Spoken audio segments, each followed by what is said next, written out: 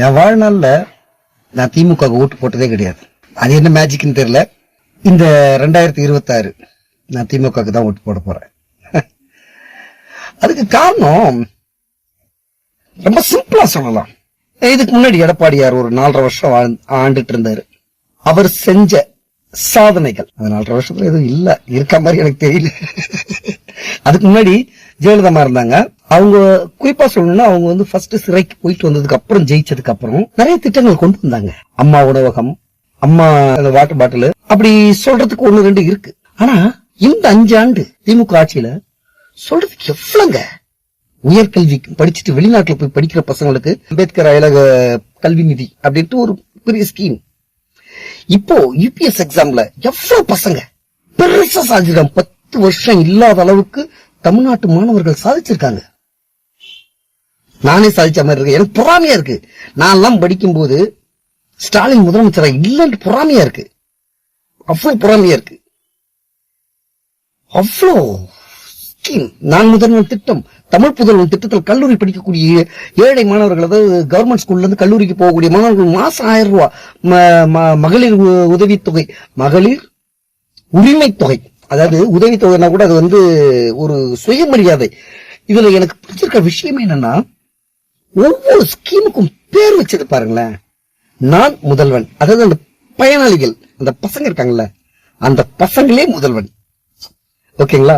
தமிழ் புதல்வன், கல்லூரிக்கு போகக்கூடிய மாணவர்களுக்கு கொடுக்கக்கூடிய ஸ்கீமுக்கு அந்த 1000 ரூபாய் மாசம் கொடுக்குறாங்க. அந்த ஸ்கீமுக்கு வந்து பேர் பாருங்க, தமிழ் புதல்வன்.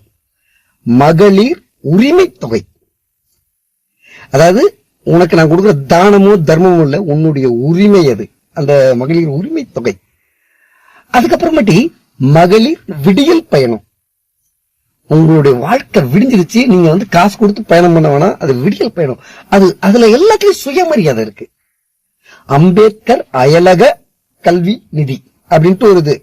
அதையும் பாருங்க, அம்பேத்கர் வந்து குறிப்பிடுறாங்கன்னா, அம்பேத்கர் வெளிநாடு போய் படிக்கிறதுக்கு எவ்வளவு போராடி போய் படிச்சாருன்றது நம்ம எல்லாருக்கும் தெரியும். அவர் பேர் வச்சிருக்காங்க. வெளிநாட்டுக்கு போய் நீ படி ஈஸியா. அவர் ரொம்ப போராடிட்டாரு போய் படிக்கிறதுக்கு, நீ ஈஸியா போய் படி அப்படின்ட்டு வச்சிருக்காங்க. இப்படி அடிக்கிட்ட போலாம். எவ்வளவு ஸ்கீம். சத்தியமா இன்னும் 100 வருஷத்துக்கு இந்த ஸ்கீம்ல ஒரு ஸ்கீம கேன்சல் பண்ணணும்னு நினைச்சா முடியாது. தமிழ்நாட்டில் பெரிய போராட்டமே இருக்கும். அன்னைக்கு வர முத்துவேல் கருணாநிதி ஸ்டாலின் தான் முதல்வர். இது அண்ணா சொன்ன வார்த்தை. நான் கொண்டு வந்த திட்டங்களை யாராவது தகர்க்கணும்னு நினைக்கும் போது தமிழ்நாட்டில் பெரிய போராட்டமே நடக்கும் அப்படின்னு சொன்னாரு. அப்படி தகர்த்திட்டீங்கன்னா, தகர்க்கிற வரை அண்ணாதுரை தான் சிஎம். அதே தான் நான் சொல்றேன். எம்.கே. ஸ்டாலின் வந்து கொண்டு வந்திருக்க திட்டங்கள் வந்து இவ்வளவு திட்டங்கள், இதுல ஒண்ணு தகர்க்கணும் அப்படின்னு நினைச்சு கையெழுத்து போடும்போது பயம் வரும் பாருங்க. பயம் வரும் வந்துதான் ஆகும். ஏன்னா ஒரு ஸ்கீமை கேன்சல் பண்ணாலும் தமிழ்நாட்டுல புரட்சி வெடிக்கும். நம்ம எடப்பாடி கூட இடையில சொன்னாரு, 2000 எப்படி கொடுப்பீங்க என்பது வரிய உயர்த்துவோம் அப்படிலாம் சொன்னாரு. வரிய உயர்த்தி நான் அந்த 2000 ரூபாய் கொடுப்பேன்னாரு. அப்படிலாம் இல்ல. பொருளாதாரம்னு ஒண்ணு இருக்கு, தற்சார்பு பொருளாதாரம். இப்ப மத்திய அரசு வந்து அவங்க தர வேண்டிய நிதிகள் வந்து பெரிய அளவுல கொடுக்காம தமிழ்நாட்டோட வளர்ச்சியை தடுக்கிறாங்க. இருந்தாலும் ஸ்டாலின் வந்து ஒரு தற்சார்பு பொருளாதார நிபுணரால மட்டும்தான் தராம தடுக்கக்கூடிய வரிசையை மீறி பொருளாதாரத்துல இன்னைக்கு வந்து இந்தியாவில 2வது இடத்துல வந்திருக்கு. எல்லா விஷயத்திலையும் மகளிர் பாதுகாப்புல முதலிடம், கல்வியில முதலிடம் அப்படின்ட்டு எல்லா இடத்துலயும் முன்னேறி வந்திருக்கு.